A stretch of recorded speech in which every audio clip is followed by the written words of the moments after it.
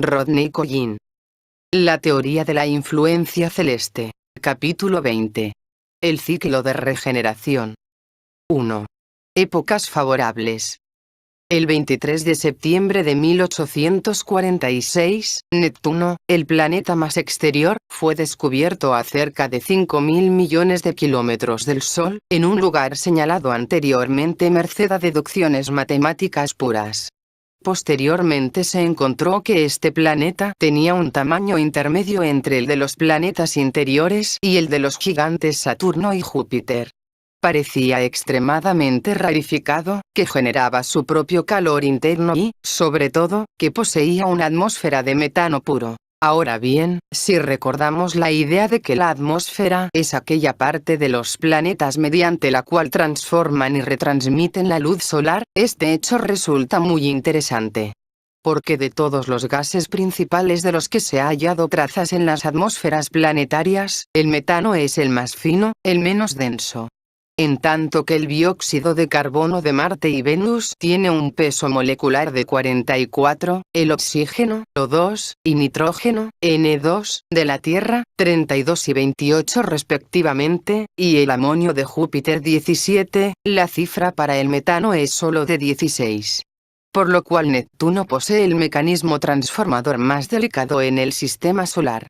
Y podemos creer que su influencia corresponda a aquel. En el diagrama del cuerpo humano, donde encontramos que las distintas glándulas endocrinas se hallan en una espiral que irradia desde el corazón, en orden que corresponde al de los planetas, notamos que la glándula situada más exteriormente era la pineal, instalada en el centro del cerebro. Hasta donde pudimos ver, esta glándula no funciona en el hombre ordinario o, al menos, solo rinde una pequeña parte de sus funciones posibles. Y, puesto que las glándulas están distribuidas en orden creciente a su intensidad de energía, esto parecía tener explicación en que el hombre no dispone ordinariamente de la suficiente intensidad de energía para lograr poner en funciones a esta glándula más exterior y de mayor alcance. Otros indicios sugirieron que su funcionamiento estaba realmente relacionado con la regeneración de todo el ser del hombre y con la aparición en este, de nuevos poderes y percepciones. Si existe alguna conexión o influencia desde el planeta Neptuno que gobierna la glándula pineal y su función potencial, nada podemos saber a este respecto en relación al hombre individual. Pero para el conjunto de la humanidad debiera existir algún efecto visible del acrecentamiento y la mengua de esta influencia. El ciclo de Neptuno es de unos 165 años. Y aunque Neptuno está tan alejado que su influencia resulta casi constante, de cualquier manera debe haber dentro de este ciclo una época durante la cual esta influencia se encuentra en su mayor fuerza, o quizás en su conjunción más favorable con otras fuerzas en el universo, como las provenientes del centro galáctico, y otra época en la cual se encuentre en su menor fuerza. ¿Cuál podría ser el efecto en la humanidad del momento más favorable de esta influencia? Se creería que es posible encontrar en general, un interés más profundo que el ordinario, en la idea de regeneración, una búsqueda más extensa sobre la humanidad, de un nuevo camino, una nueva vida, un escape hacia lo desconocido. Y, también se podría esperar que el mayor número de hombres o, mejor dicho, que algunos hombres llegarían a alcanzar la regeneración, lograrían ser transformados en nuevos seres. Sin embargo, sobre esto es difícil hablar porque con mucha frecuencia, aunque no siempre, por el hecho de su transfiguración, desaparecen del curso ordinario de la historia y dejan de ser visibles. Como quiera que sea, pueden quedar ciertas trazas de su existencia.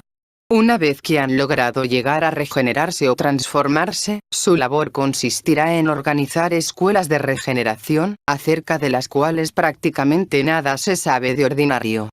Pero tales escuelas pueden, también, haberse enfrascado en alguna expresión externa de su labor, como en la construcción de templos, la redacción de escrituras, la conducción de la investigación científica, etc. Y es merced a estos coproductos, por así llamarlos, que podemos tener un indicio de las épocas en que existieron muchos o quizás algunos hombres conscientes. Probablemente algunas escuelas siempre existen en una u otra forma. pero en épocas no favorables, pueden existir en forma muy oculta y concentrada, del modo como en invierno permanece escondida y concentrada la vida de una planta en la semilla.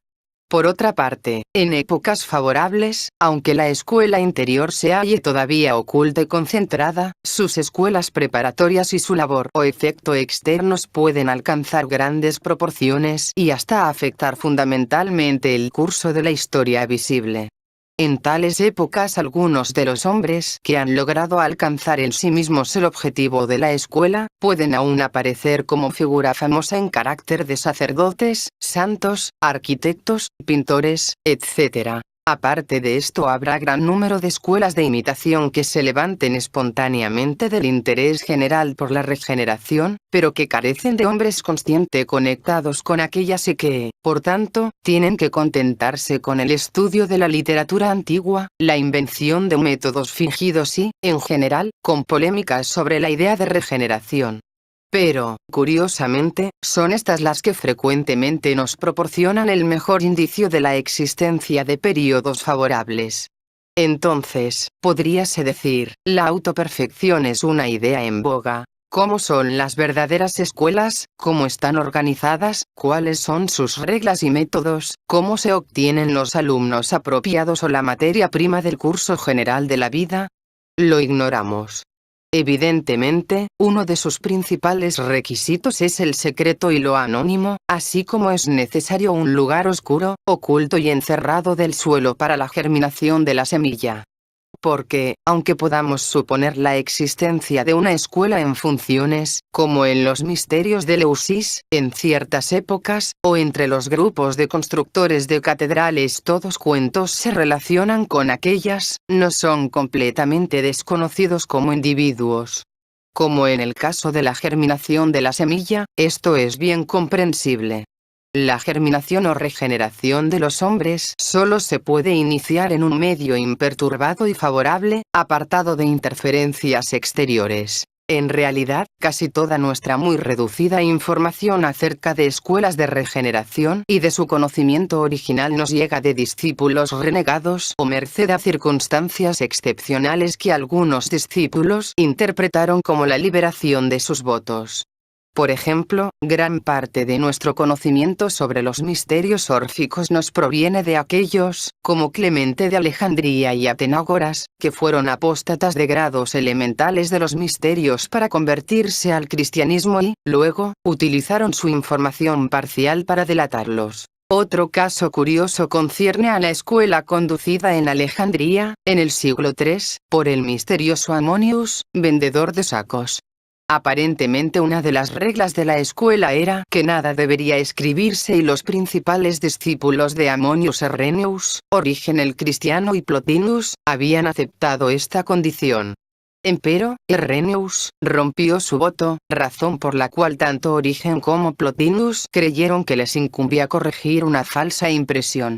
En la actualidad nada queda de los escritos de Herennius, mas Plotinus ha quedado como nuestra principal fuente de indicaciones acerca de la enseñanza interior de las verdaderas escuelas neoplatónicas. En ocasiones parece que ciertas escuelas dejan escapar intencionalmente conocimientos por medio de algún intruso o merced a algún científico, profesional o escritor simpatizante. Por ejemplo, una de las mejores exposiciones de las teorías cosmológicas secretas de los Rosacruces del siglo XVII, se debe a un doctor inglés, Robert Flood. Flood es por naturaleza un grandilocuente porfiado, pero al haber interpretado retóricamente esta teoría cosmológica y al haber denostado violentamente a su oponente materialista, John Kepler, dejar caer una curiosa observación. Pero, ¿cree usted realmente que es imposible para un hombre, mediante la virtud divina, crear un nuevo universo llamado microcosmos? Si esta es vuestra opinión, estáis enteramente equivocados, pero mejor es que el zapatero no deje su horma. En eso confieso no saber nada. Me conformo con mi investigación de la naturaleza. Flood se refiere a la posibilidad de crear un nuevo hombre, de la regeneración, y admite que él no pertenece a la escuela de regeneración, sino que solo algo se le ha dado de su teoría cosmológica. En alguna otra parte describe cómo le fueron mostrados ciertos experimentos por hombres que, sin duda, son 1000 veces preferibles a Flood y Kepler en los misterios filosóficos y en su profundo y verdadero conocimiento de la armonía cósmica. Tales revelaciones accidentales del conocimiento especial de escuelas de regeneración por medio de discípulos renegados o de expertos invitados desde el exterior, es en cierto sentido la fortuna de quienes llegan más tarde a la historia, como nosotros mismos. Si no fuera por esto, nada sabríamos acerca de las escuelas o de su conocimiento, excepto a través del lenguaje altamente cifrado de ciertas escrituras dejadas por ellas, o por medio del simbolismo de ciertas escrituras o construcciones especiales. Así que estas revelaciones solo pueden referirse a ciertos conocimientos teóricos del universo y de la fisiología del hombre. Nunca pueden conducir los métodos y prácticas de tales escuelas, aun cuando deseara revelarlas el escritor. Al tratar de relacionar el desarrollo y la contracción renovados de las escuelas de regeneración en el ciclo de Neptuno, nuestra primera dificultad está en saber por dónde empezar. Ciertas tendencias generales son claras, pero el año preciso del máximo desarrollo es difícil encontrar. Probablemente los ejemplos más claros en épocas históricas están ligados a la consolidación de las escuelas de las catedrales góticas, alrededor de 1125, y el momento más manifiesto de la escuela alquimista de los Rosacruces, alrededor de 1620, a partir de la cual la referida escuela devino secreta, desapareciendo toda referencia en la literatura. Si tomamos periodos de 165 años desde estos dos puntos de referencia, tenemos marcados los años 30 a.C., 135 después de Cristo, 300, 465, 630, 795, 960, 1125, 1290, 1455, 1620 y 1785. Incidentalmente, en estos años Neptuno se halla en el punto central de Libra, esto es, se halla en la dirección del centro galáctico, cualquiera que sea el significado que esta conjunción pueda tener. Aunque este no es lugar para examinar en detalle este desarrollo de movimientos esotéricos en relación con la historia, muchas de las fechas citadas recuerdan de inmediato el surgimiento de una influencia completamente nueva de esta naturaleza. El año 135 después de Cristo marca el renacimiento sorprendente del budismo, que en esa época se lanza súbitantes desde la región originaria y hace surgir al nordeste hasta la China y al oeste hasta el Afganistán. Alrededor de 300 después de Cristo el desarrollo de la vida anacoreta en el desierto egipcio proveyó una puerta inesperada de escape del mundo romano, arruinado y en quiebra, y el principio de un nuevo aspecto de cristiandad. Un ciclo más tarde San Benedicto crea en Monte Cassino un modelo para todo el sistema monástico de Occidente, en tanto que en 630 después de Cristo, Mahoma había dado cima a los preparativos conducentes a la extensión del Islam desde la India hasta el Atlántico. Todavía otro ciclo y Padmasambhava introducía en el Tíbet esa influencia que había de convertirse en el punto matriz del conocimiento esotérico hasta nuestros propios días. Acerca de los efectos de aquellas escuelas que en el principio del siglo XII diseñaron las catedrales góticas y remodelaron la sociedad y las costumbres medievales de arriba abajo, tenemos quizás más materiales que en todos los demás casos. Por doquier apreciamos su influencia en arquitectura, música, arte, ritual eclesiástico, en la extensión de la paz política, en la acertada organización de castas y gremios, hasta en la sabiduría popular de leyendas y proverbios. Sobre la estabilidad así creada, Europa continúa existiendo en memorias vivientes. Quizás ninguna otra corriente esotérica en la historia haya creado un efecto de tal manera tan profundo y duradero. Sin embargo, debemos recordar al mismo tiempo, que todos estos son en realidad, solo efectos muy remotos de la verdadera labor de esas escuelas. Los hombres que produjeron esos cambios en la vida exterior y en la historia y cuya existencia podemos verificar, probablemente no pertenecieron a estas escuelas. Ellos pudieron haber sido influidos o guiados por hombres de escuela, o simplemente pudieron haber imitado a otros que ya habían tenido esa influencia de segunda mano. En cualquier caso podemos estar prácticamente seguros de que aquellos que formaron los círculos internos de tales escuelas, permanecen tan invisibles para nosotros como fueron, sin duda, aún en su propia época. Porque la verdadera y única labor de tales hombres es regenerar a otros hombres, esto es, ayudar a algunos hombres escogidos a crear almas conscientes. Esta es una labor muy especial e intensa que solo puede conducirse aislada, por decirlo así, de las ásperas influencias disgregadoras de la vida. Porque aunque los hombres que producen estas escuelas, deben ser suficientemente fuertes para volver a la vida mundana e influirla, puede haber etapas en su desarrollo en las que son muy vulnerables, más que los hombres comunes y durante las cuales toda la labor puede ser anulada por influencias que los últimos, protegidos por su caparazón de hábitos e indiferencia, no llegan siquiera a notar. El bienestar material de la sociedad moderna es producto de máquinas cuya existencia depende a su vez de la industria comparativamente pequeña pero de gran precisión requerida para fabricar herramientas con que hacer máquinas. Precisamente en la misma forma, todos los efectos verdaderamente civilizadores son producidos indirectamente por hombres conscientes. Mas, ellos dependen a su vez de la existencia de escuelas para crear hombres conscientes. Y estas son las que nunca podemos ver. Tal es la relación entre el mejoramiento visible, producido por las influencias civilizadoras en la historia, y la labor invisible de escuelas de regeneración. Hasta qué altura penetra esa labor invisible es cosa que no podemos saber. Pero podemos encontrar un indicio en los principios reconocidos de la enseñanza académica. Supongamos que 50 hombres buenos de la vida ordinaria, pueden ser dotados de justa comprensión por un hombre para quien el alcance de la conciencia se ha convertido en rasgo permanente de su esencia. Y supongamos que 50 hombres de este último nivel sean instruidos por un hombre de alma consciente.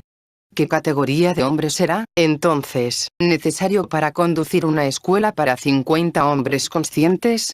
Nuevamente somos incapaces de responder.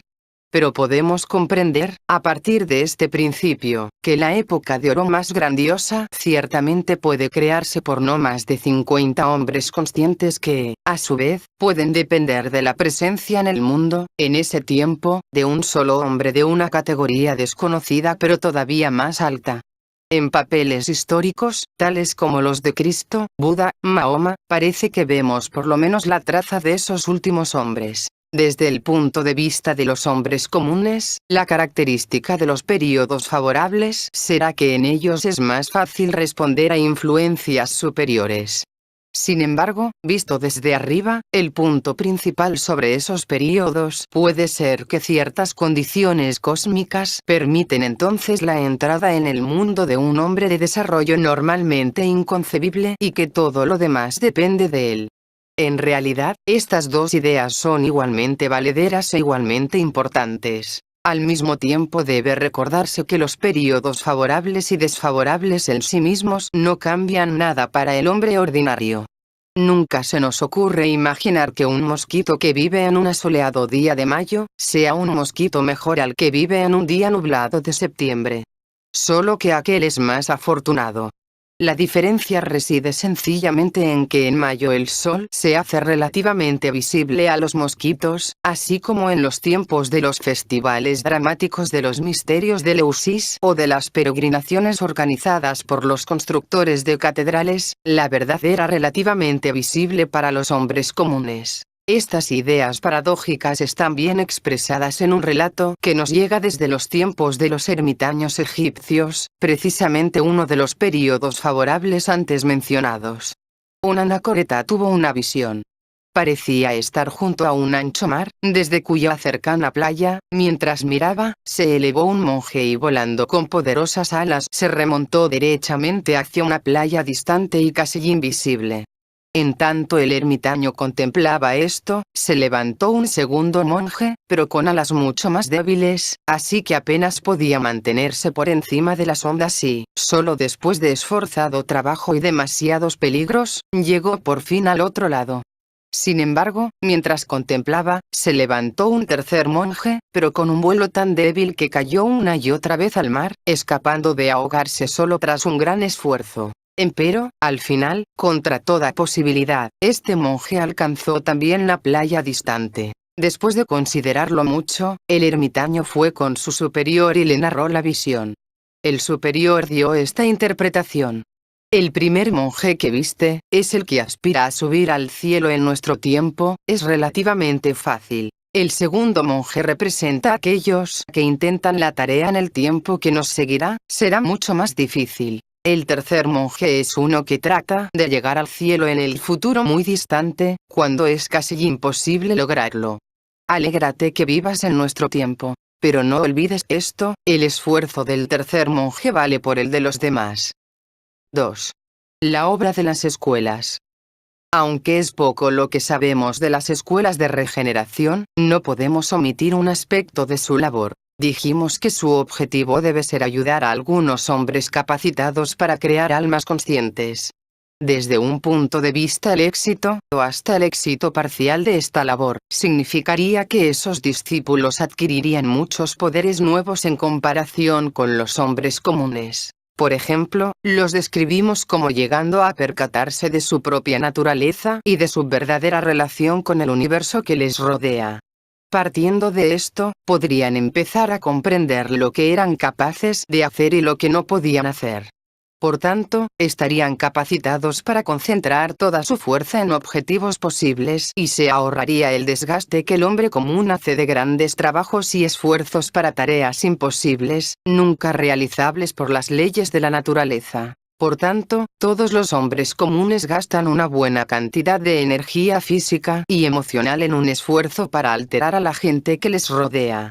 Siempre están queriendo que sus amigos, enemigos, socios o conocidos se comporten de modo contrario a como lo determina su tipo. Quieren que gente intelectual respete sus sentimientos, que gente emotiva acepte sus teorías. Quieren que los tipos lentos sean rápidos, que los impacientes sean pacientes, que los gitanos sean diligentes y los guerreros, apacibles. Todo esto es esfuerzo infructuoso. Una de las primeras cosas que aprende un hombre que se hace más consciente de sí mismo y de lo que le rodea, es que no puede cambiar a nadie. Solo puede modificar su propio punto de vista. Y, paradójicamente, esta comprensión, si penetra realmente su ser, le dota de poderes inmediatos enteramente nuevos y con una libertad totalmente nueva. En virtud de ella se encuentra en el mundo con una inmensa ventaja.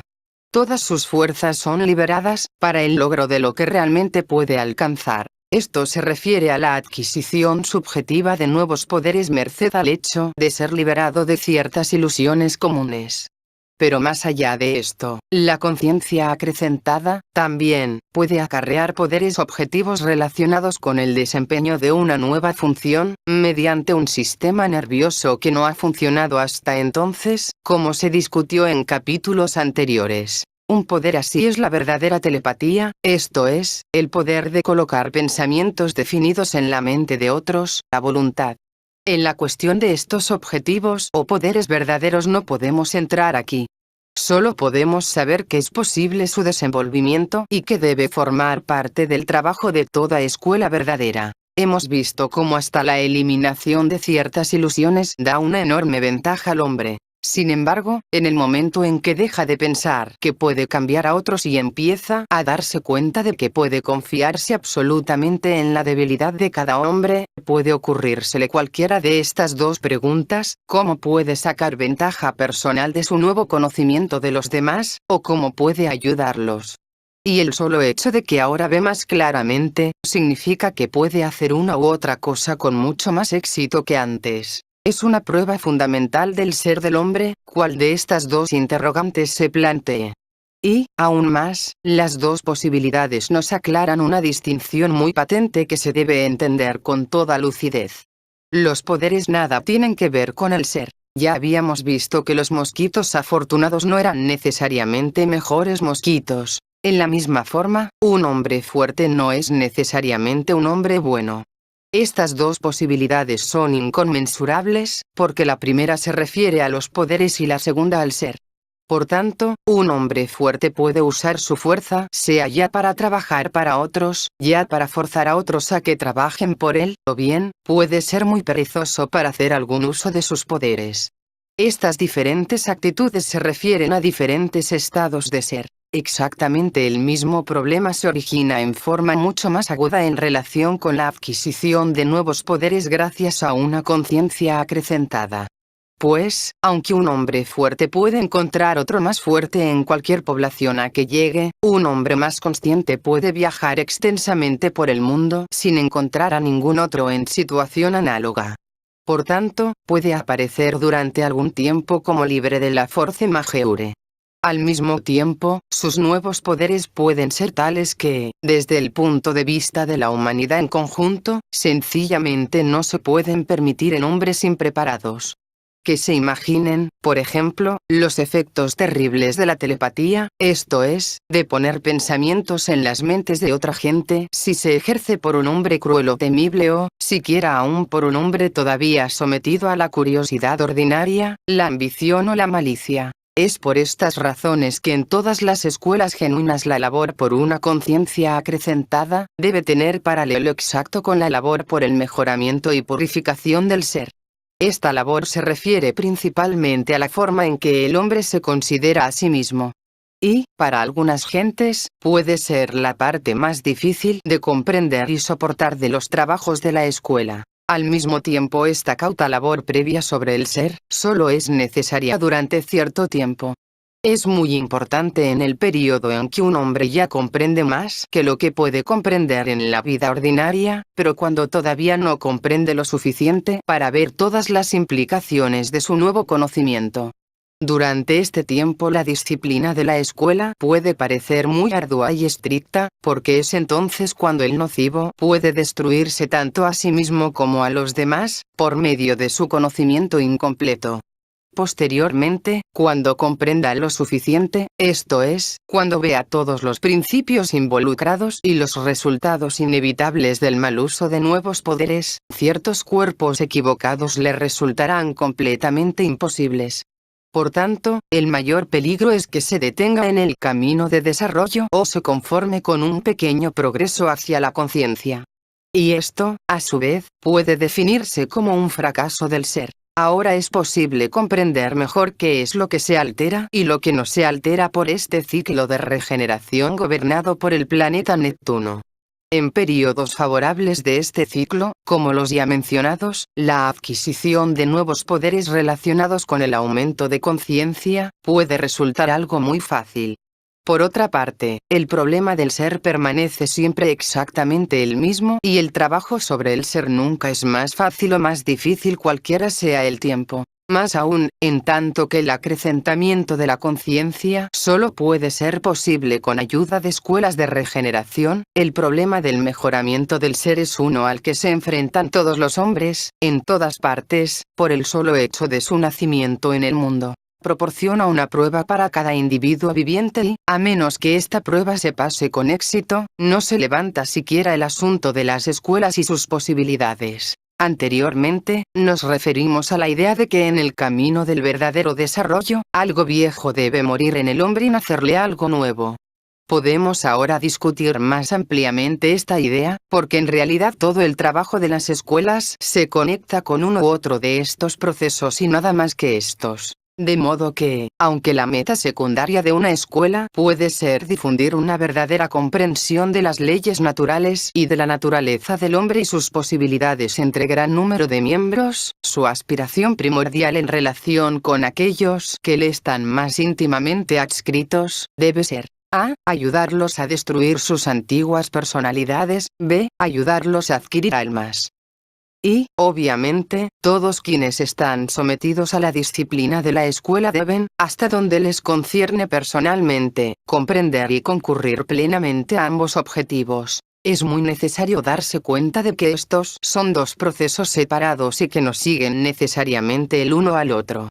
En una forma muy general, lo que se ha descrito acerca del mejoramiento del ser puede decirse que se refiere al primer proceso, mientras que el trabajo directo para el desarrollo de nuevos poderes conduce al segundo.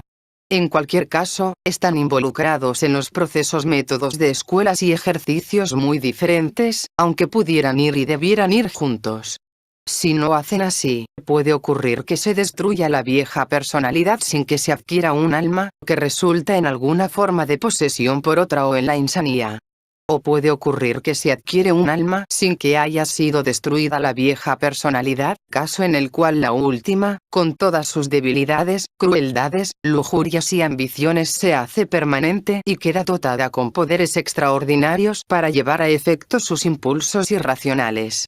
Afortunadamente, ambos casos son sumamente raros. El trabajo más exotérico de una escuela es, así, la difusión de la comprensión.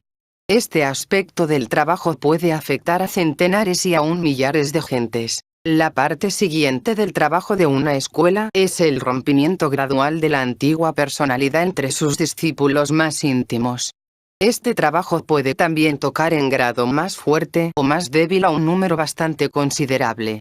Y en un individuo el proceso puede operarse durante años o aún durante todo el resto de la vida. Este proceso puede compararse con la disecación de nueces para preparar su descascaramiento cuando la corteza, por ejemplo, está verde. Es imposible removerla sin dañar gravemente la pulpa. Corteza y pulpa, entonces, forman un todo inseparable.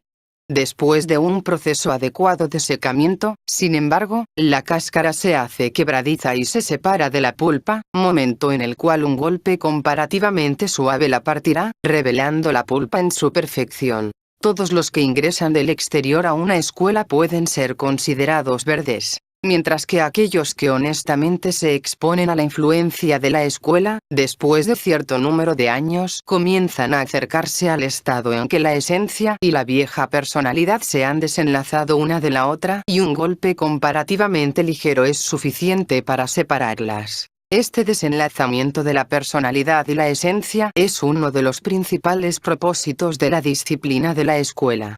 Métodos diferentes, que van desde la reprobación violenta hasta la humildad completa, pueden ser usados por el maestro, de acuerdo a su naturaleza, para producir el mismo resultado. Mientras que se está produciendo este efecto en el discípulo por la influencia de la escuela, su propio trabajo interno es de autopurificación.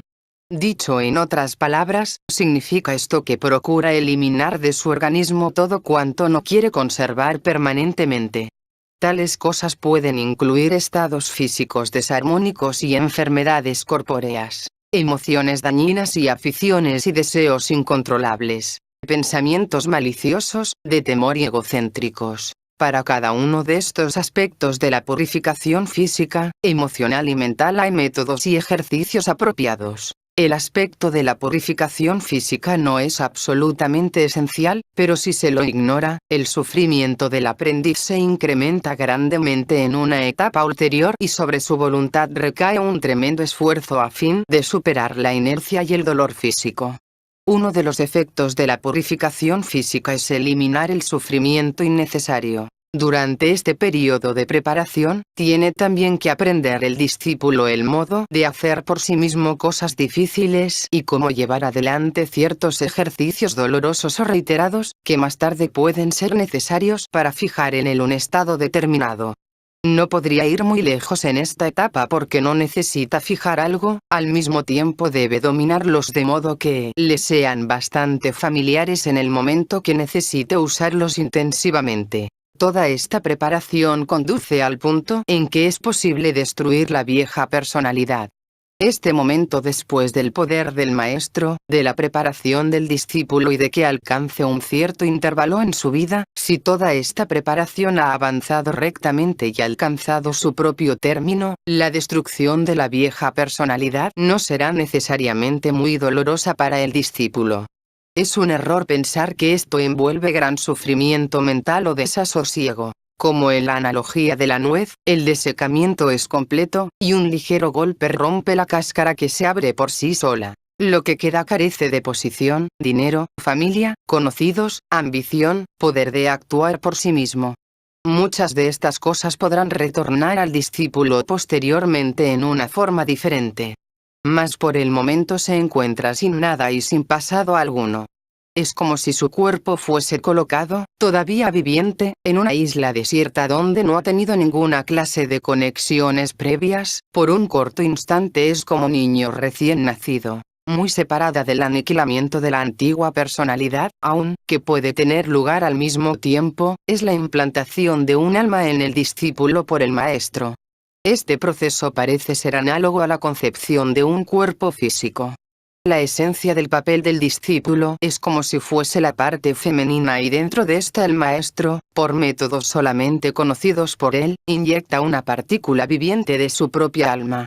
Es por esta razón, entre otras, que un verdadero maestro debe ser por lo menos un hombre de alma consciente. Estos dos procesos, el aniquilamiento de la personalidad vieja y la implantación de un alma, quizás puede entenderse mejor por la analogía del injerto de un vástago de un árbol frutal cultivado, en el tronco de otro silvestre. Primero el árbol silvestre es cortado casi a ras del suelo, dejándole solamente intactos las raíces y el comienzo del tallo. Se hacen entonces una o dos incisiones en el tallo y en estas se colocan los vástagos del árbol cultivado. Pronto comienza la savia a fluir de las raíces silvestres dentro del vástago y, a su tiempo crece el nuevo árbol, portador del fruto deseado pero nutrido por el vigor y las raíces del viejo. Una vez que el alma se ha puesto, por decirlo así, en cuerpo del discípulo y en su esencia llega la oportunidad de que todo sea fijado. El discípulo siente en sí mismo un llamado irresistible a marchar solo, probablemente en condiciones de dificultad especial, quizás sin alimentos ni bebidas, aunque todo esto pudiera habérsele dispuesto. Cerrado por sí mismo, el discípulo es librado a sus propios recursos.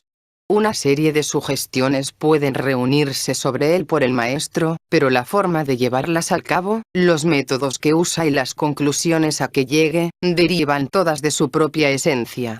Ahora tiene que poner en práctica con tanta intensidad como pueda los ejercicios fijativos que aprendió anteriormente.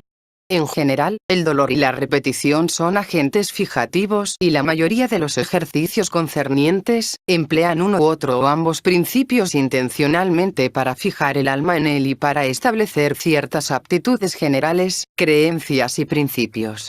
Por ejemplo, los ejercicios pueden usarse para fijar una determinada actitud hacia Dios, hacia sus compañeros, hacia su deber propio y así sucesivamente. Si se hacen con suficiente intensidad, estas aptitudes permanecerán con él por todo el resto de su vida. Es en esta época cuando se aclara la importancia de una larga y cuidadosa preparación y purificación.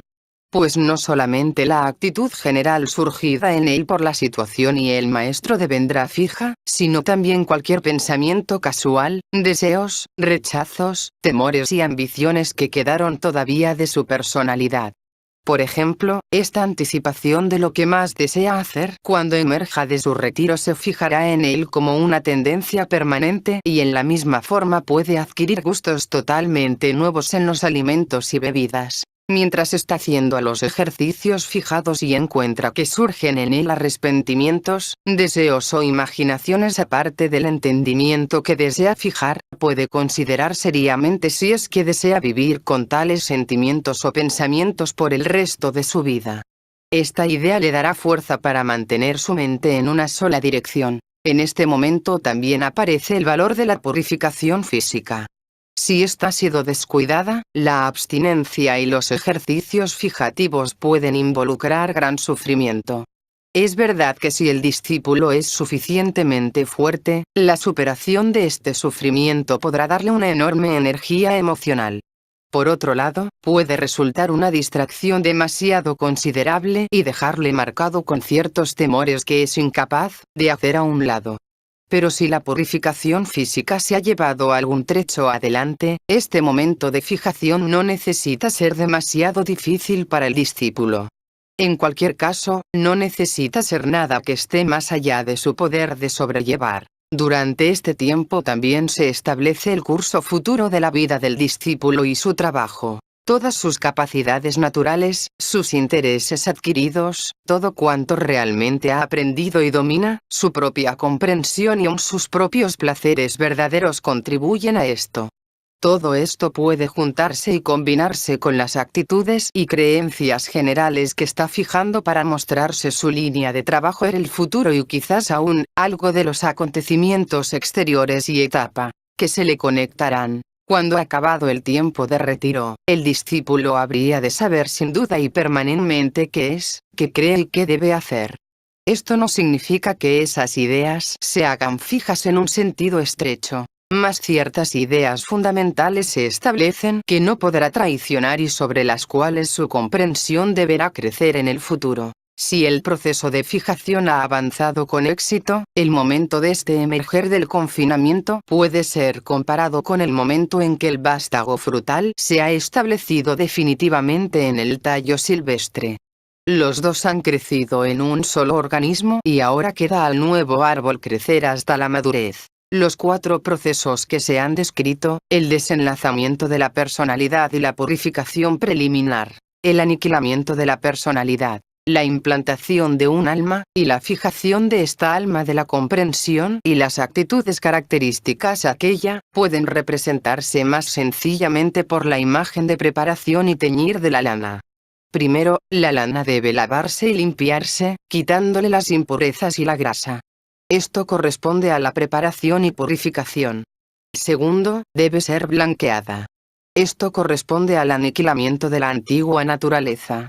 Tercero, debe teñírsela con el color requerido. Corresponde esto a la dación de un alma con su actitud particular hacia Dios y el hombre.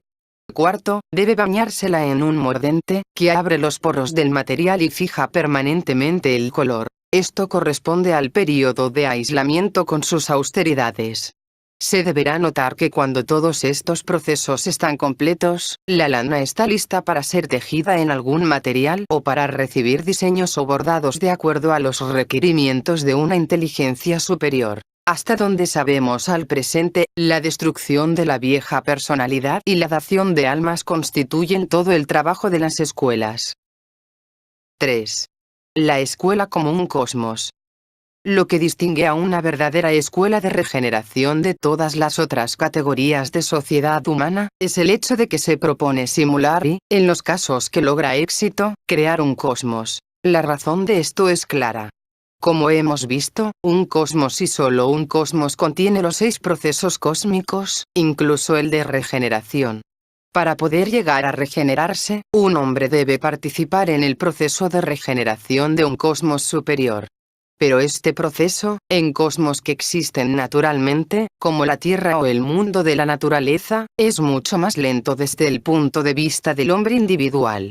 Con una vida que dura 80 años, no se ve auxiliado para participar en la regeneración a escala de decenas y aún cientos de millares de años. Solo hay una puerta de salida. Debe ser creado un cosmos artificial, que exhiba los mismos procesos y permita las mismas posibilidades, pero mucho más rápidamente. Esta es la labor de una escuela. Progresivamente hemos revelado los diferentes aspectos de un cosmos, su círculo de vida que se desarrolla logarítmicamente en el tiempo, su triángulo informativo sobre los puntos del cual 3 clases de alimento o inspiración le penetran y le sustentan desde cosmos superiores, la circulación interna que une sus diferentes funciones. Todos estos movimientos se cruzan y entrecruzan y en sus puntos de unión crean fenómenos definidos, baterías u órganos que se cargan y descargan alternativamente, de acuerdo con los movimientos que pasan a través de ellos. En un determinado cruce dentro del cosmos, la regeneración, es decir, el escape de una célula individual desde una circulación inferior a una superior, es posible. Todo esto debe ser perfectamente sabido y comprendido por los conductores de escuelas. No solo deben comprender el plan general de un cosmos sino, también, el significado interno de todos sus movimientos y partes en el mundo de los hombres.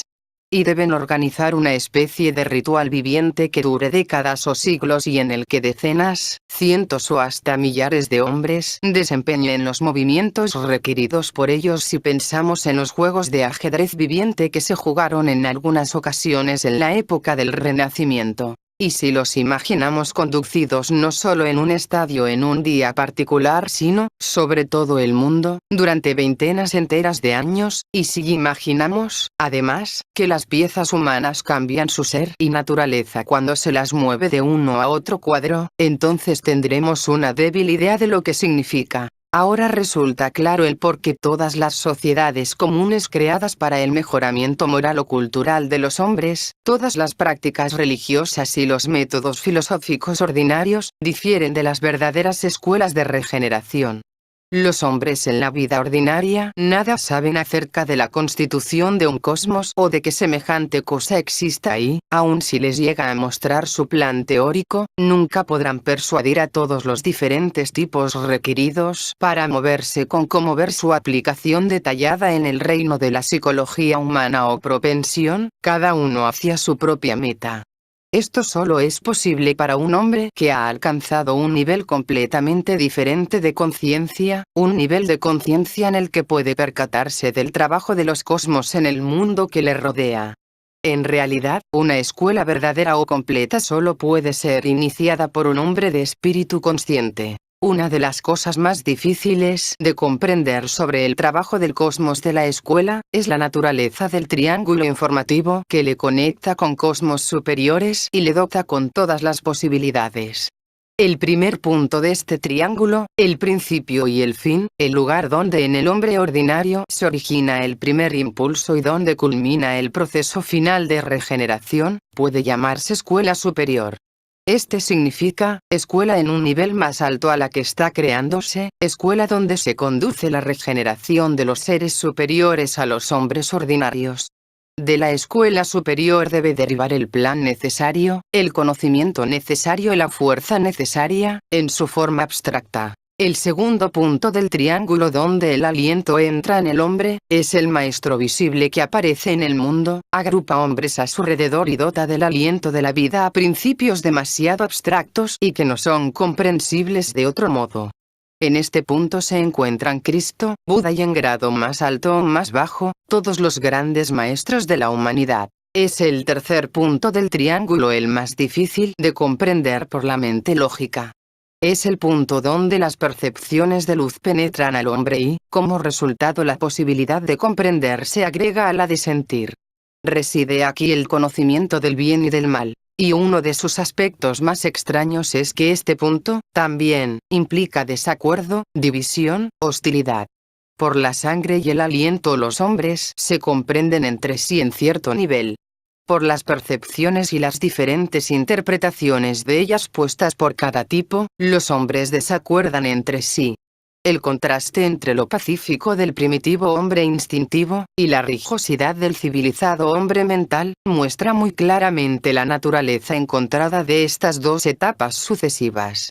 De ahí en adelante los hombres pueden comprenderse entre sí solo en un nivel muy superior, cuando una nueva función empieza a despertar. En la escuela es este punto 6 el mecanismo mediante el cual debe romperse la creencia instintiva, con miras a hacer posible una comprensión superior. Todos los hombres normales creen en un Cristo. Pero, ¿cómo se les puede hacer comprender su labor? Para lograrlo, debe crearse una oposición u hostilidad artificial. Así como es necesaria una intensa fricción cuando se prende un cerillo, así también se necesita una intensa fricción para producir luz. Por tanto, la escuela tiene que oponerse a su propia primera expresión. Este es el segundo choque. Una insinuación muy interesante de este papel se expresa en el Nuevo Testamento por la figura de San Pedro, quien empieza persiguiendo a los primeros cristianos y, posteriormente, persigue la propia enseñanza de Cristo, dando a sus preceptos internos una forma externa y organizada y, al mismo tiempo que los distorsiona, los hace accesibles. La lucha implícita entre Platón y Sócrates o de sus correspondientes sufí, Jeyaleddin Rumi y Shamseddin, sugieren lo mismo. El primer maestro está muy lejos de los hombres ordinarios, que le pueden amar pero no le pueden comprender. La escuela debe proporcionar, también, un mediador que explicará al mundo lo que es el maestro, que arrojará luz sobre él. Este mediador dejará los fundamentos de una organización y, para quienes conocieron y amaron al primer maestro, parecerá que aquel está destruyendo la obra del último. Si deseamos, pues, dar nombres a los tres lados del triángulo, podemos poner al primero efusión desde una escuela superior, al segundo lucha con resistencia o persecución y al tercero, retorno a la escuela superior. Este triángulo representará, entonces, los tres aspectos de comunicación directa con el impulso original. El círculo, como todos los demás cosmos que hemos estudiado, representará la vida de la escuela en el mundo, su desarrollo en el tiempo. De ahí que el primer tercio o gestación, representará la aparición oculta de las ideas de la escuela en el mundo, los primeros pocos años de la íntima instrucción por el maestro a su propio círculo. Luego, en cierto punto donde el círculo toque nuevamente al triángulo, el maestro se quitará el disfraz y aparecerá francamente como el representante de una escuela superior. Se le verá transfigurado. Desde este momento su propio grupo sabrá y ya no será posible la duda de ellos. Pero simultáneamente con esto, se levantará súbitamente una oposición violenta, tanto desde el mundo exterior como desde otro aspecto de la escuela. Se iniciará el período de persecución, y, precisamente el fuego de esta persecución, extraerá de la influencia del maestro toda la significación, toda la comprensión, todas las implicaciones, en escalas grande y pequeña, que contenga.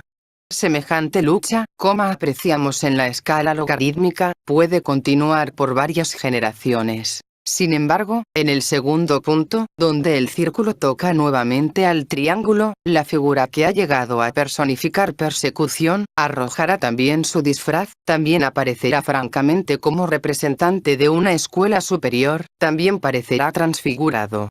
De ahí en adelante, la labor de las dos figuras se fundirá, estarán reconciliadas, las formas externa e interna y una sola iglesia o tradición se habrá creado. El tercer tercio del círculo, que se desarrolla todavía más lentamente a través de muchos siglos y todavía más ampliamente entre los hombres, representará la influencia y labor de esta iglesia, de esta tradición. Hasta que, al final, la forma de esta escuela particular llegue a su fin y su experiencia y sus logros retornen a la escuela superior de la que se desprendió. Apreciamos ahora que el cosmos de una escuela sigue el mismo patrón de tiempo del cosmos de una civilización. Y, de hecho, comprendemos que son una sola y la misma, puesto que es solo la presencia oculta de una escuela la que dota a una civilización del poder de autodesarrollo y, así, la hace efectivamente un cosmos. Civilización significa la forma externa, escuela el significado interno. Desde aquí vemos, también, lo que significan las épocas favorables, significan épocas cercanas a los puntos donde el triángulo informador de la influencia de la escuela superior, toca al círculo del tiempo. Y vemos simultáneamente, que en realidad ningún punto es más favorable que los otros, puesto que para los hombres individuales la posibilidad de cambio no reside en ninguna forma, a lo largo del círculo del tiempo, sino a lo largo de la figura de la circulación interna que cruza el tiempo en todas direcciones y que comienza en cada punto. El significado de esta figura de circulación interna en relación a la escuela ya ha sido tratado en el capítulo sobre psicología humana. Como en la humanidad, las funciones de la escuela están simbolizadas por los diferentes tipos de hombres y, por tanto, esta circulación se convierte en un consciente aumento de velocidad del intercambio entre tipos y en un desarrollo consciente de supertipos equilibrados. En este aspecto, como en su labor total, la escuela representa un experimento controlado, dirigido a aumentar enormemente el proceso general de regeneración del universo, dentro de límites y condiciones definidos. Por tanto, la figura de circulación nunca debe considerarse como un movimiento continuo sobre un solo nivel. En la escuela es un movimiento hacia arriba o en espiral, siendo cada cambio no solo hacia un tipo diferente, sino hacia aquel tipo sobre un nivel superior al que se ha abandonado, acompañado de una mayor comprensión, mayor conciencia y mayor percepción del todo. A diferencia de la figura del círculo, este movimiento no adelanta en el tiempo, sino que es una corriente compuesta del movimiento de todos los hombres de todos los tiempos, que caen bajo la influencia de la escuela particular en todas las edades. Como quiera que sea, será necesario que el maestro establezca la forma del movimiento al escoger entre sus discípulos a representantes de los 6 tipos distintos y ayudándoles para que, cada uno por sí mismo, logre un movimiento hacia la siguiente etapa. El cambio del beligerante, impaciente Simón Pedro, que corta la oreja del soldado en el huerto de Getsemaní, al sabio, comprensivo, versátil, jovial Pedro de las Actas de los Apóstoles, es un ejemplo de tal movimiento. Se notará que el trazo de esta circulación interna hace muchos cruces, se cruza a sí misma 2 veces fuera y una vez dentro del triángulo, y cruza 12 veces el triángulo mismo. Cada uno de estos cruces tiene un significado definido. En el cosmos del cuerpo del hombre, como se ha dicho, sus cruces del triángulo están representados por ciertas baterías u órganos que almacenan la energía de la conciencia en forma muy concentrada, recogiéndola de la corriente sanguínea y cediéndola nuevamente a la misma corriente. Los cruces por fuera del triángulo representan ciertas formas fijas, como el pelo o los huesos que, aunque son una parte integral del organismo, no incluyen la posibilidad de conciencia al alcance de las demás partes. El cruce dentro del triángulo, como se explicó en el capítulo sobre psicología humana, representa el punto donde coinciden la radiantez y la invisibilidad, donde se cruzan 2 sistemas nerviosos diferentes y, por tanto, donde las células individuales pueden finalmente escapar o resultar regeneradas. En la actuación de esta figura, dispuesta por el dirigente de la escuela, no solo tienen que lograrse los movimientos individuales de los tipos, sino que tienen que producirse los fenómenos correspondientes en los cruces. En las 12 intersecciones con el triángulo tienen que crearse monumentos caracterizados, de los que en adelante y por siempre los hombres que pertenezcan a la escuela serán capaces de obtener diferentes clases de inspiración, cada una de acuerdo a su tipo y que servirán de señales indicadoras a cada uno de cómo debe proceder. Estas 12 baterías están simbolizadas en el drama de Cristo por los 12 apóstoles, quienes establecen una serie de ideales permanentes, a uno de los cuales puede aspirar o apelar cada hombre en particular, en el punto particular de su movimiento. Gradualmente, estas baterías se ven suplementadas por expresiones concretas de la labor de la escuela en forma duradera, sobre el lado de salida del triángulo, por los 4 evangelios. En el lado inferior, por los credos y dogmas en conflicto. Sobre el lado de regreso, por las grandes catedrales, los rituales y las obras de arte. En algunos casos, la creación de una batería necesaria se logrará mediante la instrumentalidad de un individuo particular, escogido por el dirigente como una condición, por así decirlo, de su movimiento. En cierto punto, se constituirá en su tarea, como el Evangelio de San Juan o el establecimiento de la sucesión apostólica de San Pedro. A medida que pasa el tiempo, nuevas expresiones se continuarán agregando a cada una de las diferentes baterías, como varias órdenes, reformas y aún herejías se continuaron agregando a la tradición cristiana. Por tanto, estas 12 baterías representan recursos mediante los cuales la corriente de tipos individuales, continuando en el transcurso de las edades, pueden alimentar y aspirar al impulso creador original, proveniente de la escuela superior. Los cruces por fuera del triángulo se manifiestan en la escuela en forma muy curiosa. Están representados por los cuerpos fijos de opinión, que se han acumulado alrededor de uno u otro de los aspectos externos de la escuela, que emplean todo su tiempo en defender este aspecto particular, atacando todos los demás aspectos y que han resultado completamente disociados del triángulo informador, único que da significado al todo. Estos son aquellos que Pablo describe declamando: yo soy de Pablo, y yo soy de Apolo, y yo de Cefas, y yo de Cristo, aquellos para quienes el grupo es más importante que la obra. Y en los tiempos posteriores se convierten, por una parte, en cristianos primitivos que ridiculizan todas las formas de ritual de iglesia, tachándolas de hipócritas y, por otra, en eclesiásticos profesionales, solo ocupados en perpetuar un dogma particular o una particular organización. Entre estos 2 cuerpos fijos, por fuera del triángulo, nunca puede haber comprensión o conciencia y, lo más que puede decirse de ellos, es que, como el esqueleto, sirven para dar forma y rigidez al todo. Poco puede decirse acerca del cruce dentro del triángulo, excepto que, para todos los individuos puestos en contacto con la escuela en todas sus edades, este punto representa el punto de escape, muerte y renacimiento, la posibilidad efectiva de regeneración. En la presencia de este punto y en la real penetración de las posibilidades en él contenidas, reside todo el propósito de la escuela.